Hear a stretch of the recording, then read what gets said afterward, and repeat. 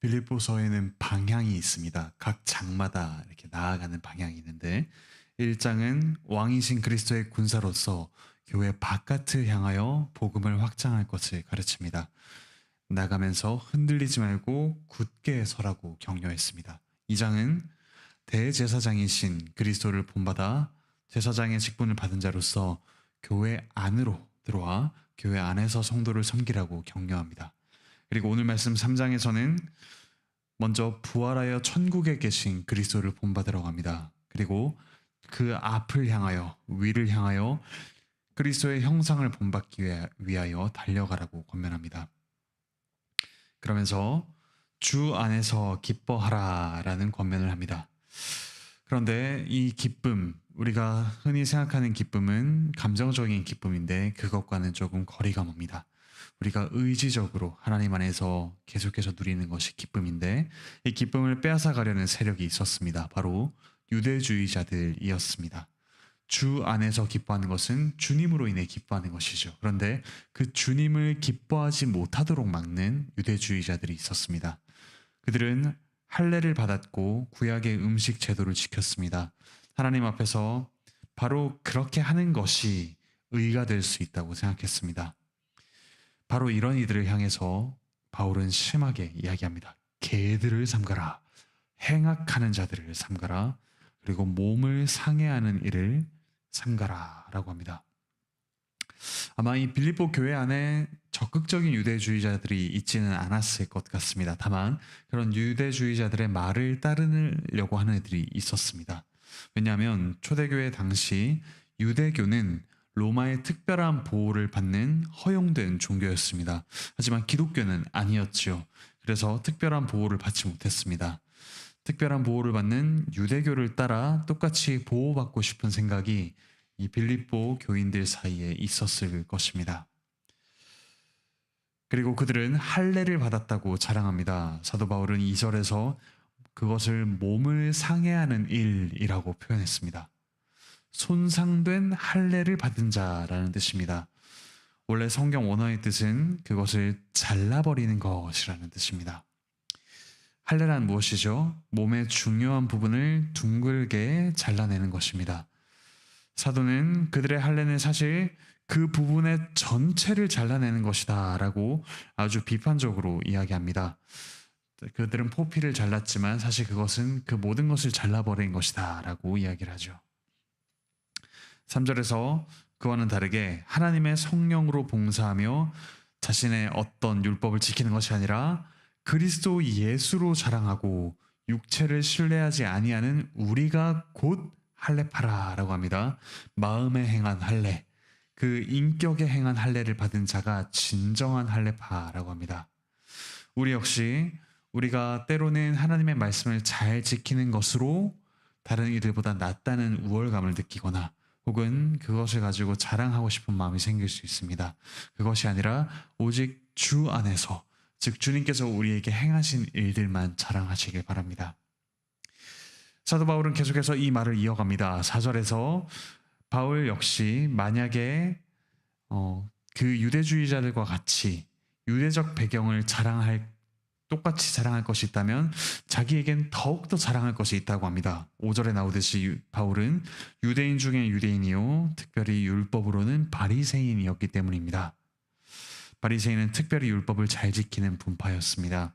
그런데 6절을 보시면 그런 열심을 낸 결과가 무엇일까요? 바로 그 열심으로는 교회를 박해하고 라고 합니다. 자신의 외적인 것들을 자랑하던 그때에 그 열심이 교회를 핍박하는 것으로 이어졌습니다. 그런데 이제 7절에 나오듯이 바울은 자기가 이룬 선행을 하나님 앞에 자랑하는 것, 그것을 곧 해로 여깁니다. 무익한 것, 아니 오히려 해가 되는 것으로 여깁니다. 8절에 모든 것을 해로 여김은 왜냐하면 내가 가진 어떤 것도 그것을 가지고 하나님 앞에 의롭게 될 수 없다는 것을 알았기 때문입니다. 사람이 자기의 행위로서 의롭게 되려고 하더라도 아무리 그렇게 잘하는 사람이라도 하나님께서 원하시는 수준만큼 의롭게 될 수는 없습니다. 사람은 하나님 앞에 하나님 제가 이것을 했습니다라고 가져나갔을 때 받을 수 있는 것은 형벌과 저주밖에 없습니다. 하나님의 기준에 도무지 미치지 못하기 때문입니다. 하지만 그리스도께서 우리를 대신하여 우리를 위하여 모든 의를 다 이루시고 또 우리의 형벌을 대신 지시고 십자가에서 죽으셨습니다. 이제 하나님은 바로 그 그리스도를 믿는 자마다 의롭다고 인정해 주시고 하나님의 자녀로 삼아 주십니다. 이제 우리는 우리의 행위가 아니라 그 예수 그리스도를 믿음으로 의롭게 됩니다. 바울은 이제 이전에 자신이 자랑할 만하던 어떤 것들이 아니라 10절에 나오듯이 예수 그리스도를 아는 것, 오직 그것만을 바라고 있습니다. 그리스도의 부활의 그리스도와 그 부활의 그 권능과 그 고난의 참여함을 알고자 합니다. 예수 그리스도를 아는 것, 그것은 곧 머리로만 아는 것이 아니라 그리스도께서 걸어가신 그 길을 걷는 것이죠. 즉 그리스도와 그분의 부활의 권능은 십자가를 통과하여 나타납니다. 십자가 없는 부활이 없습니다. 십자가를 지지 않으신 그리스도를 우리는 만날 수가 없습니다. 우리 역시 이 땅에서 십자가의 고난을 통해 그리스도의 부활에 참여합니다.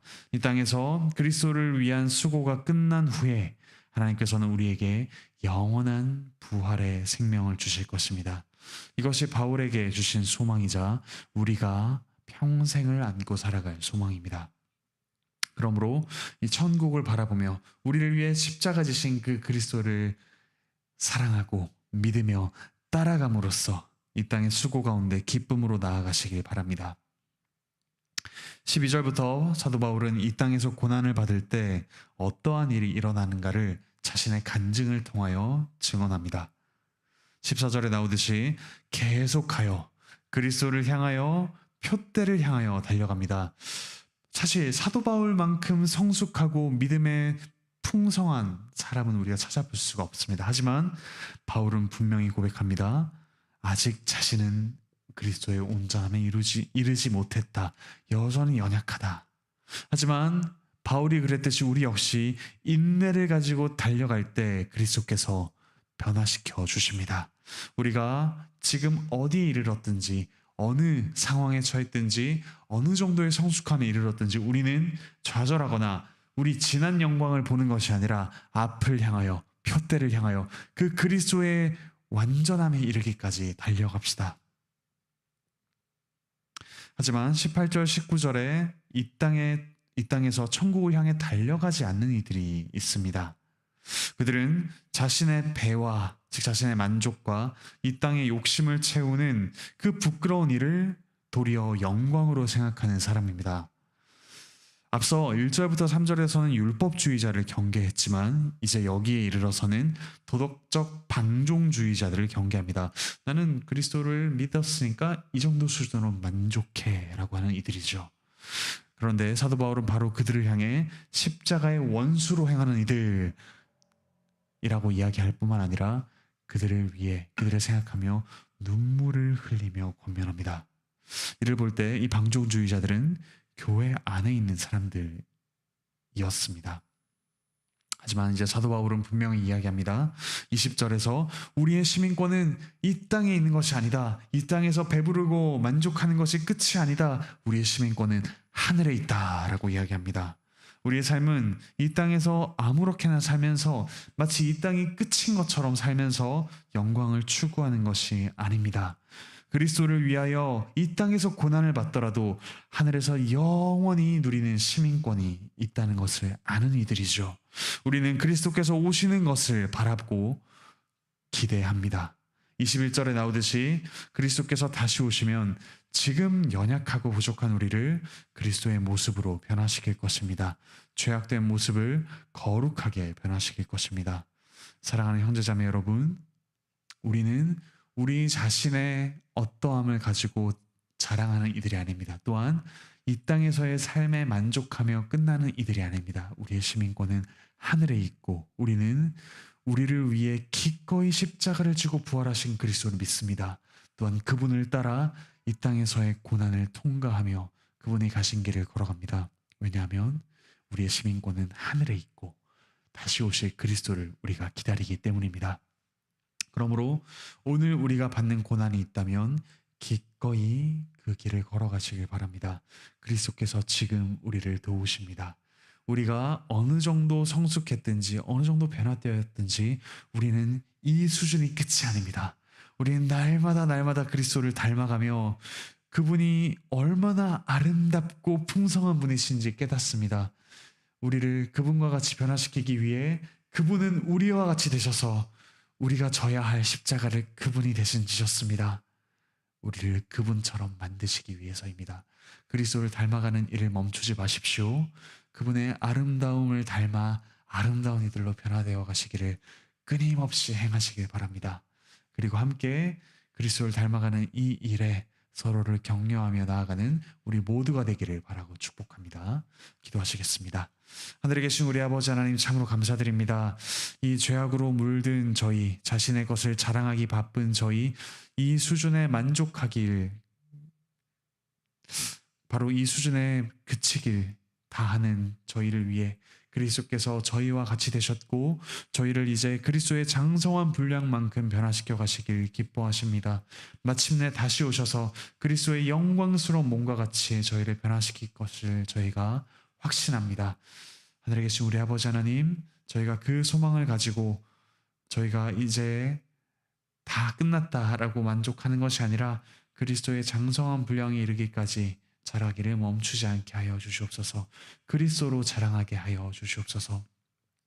몸과 마음의 아픔으로 고통받는 이들 주께서 회복시켜 주시옵소서. 가정에서, 직장에서, 학교에서, 삶터에서 그리스도를 닮아가기를 그치지 않는 이들에게 주께서 힘과 용기와 사랑을 더하여 주시옵소서. 감사드리며 예수 그리스도의 이름으로 기도합니다. 아멘.